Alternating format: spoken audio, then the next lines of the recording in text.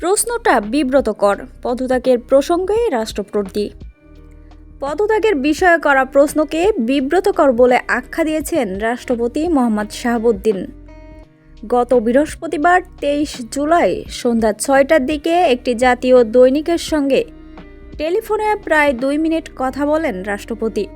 আলাপচারিতায় তিনি পদত্যাগের গুঞ্জন এবং ক্ষমতাচ্যুত সাবেক প্রধানমন্ত্রী শেখ হাসিনার সঙ্গে যোগাযোগের অভিযোগ নিয়েও মন্তব্য করেন। পদত্যাগ করছেন কিনা জানতে চাইলে রাষ্ট্রপতি বলেন, দেখতে পাবেন, তবে প্রশ্নটা খুবই বিব্রতকর।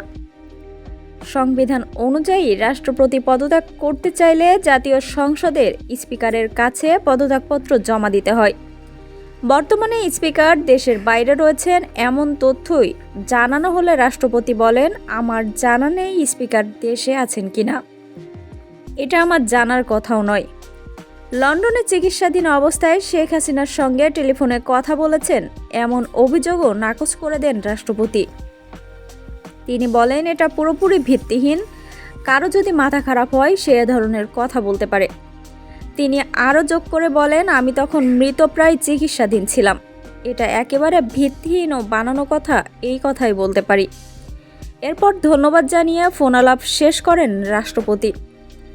এর আগে গত বৃহস্পতিবার সকালে একাধিক সূত্রের বরাত দিয়ে বিভিন্ন গণমাধ্যমে রাষ্ট্রপতি শিগগিরই পদত্যাগ করতে পারেন বলে খবর প্রকাশিত হয়।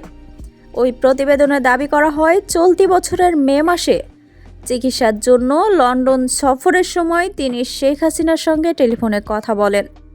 তবে এই অভিযোগ রাষ্ট্রপতি নিজেই অস্বীকার করেছেন। এদিকে সম্ভাব্য পদত্যাগের বিষয়ে বৃহস্পতিবার সচিবালয়ে সাংবাদিকদের প্রশ্নের জবাবে স্বরাষ্ট্রমন্ত্রী সালাউদ্দিন আহমেদ বলেন, রাষ্ট্রপতির সাংবিধানিকভাবে স্বাস্থ্যগত কারণে পদত্যাগ করতে চাইলে তার সেই সুযোগ রয়েছে। শেখ হাসিনার সঙ্গে রাষ্ট্রপতির কথোপকথনের বিষয়ে জানতে চাইলে তিনি বলেন, তিনি চিকিৎসার জন্য বিদেশে গিয়েছিলেন। সেখানে গিয়ে শেখ হাসিনার সঙ্গে কোনো আলাপ করেছেন কিনা আমি জানি না। স্বরাষ্ট্রমন্ত্রী আরও বলেন, সরকারের পক্ষ থেকে তাকে পদত্যাগের বিষয়ে কিছু বলা হয়নি।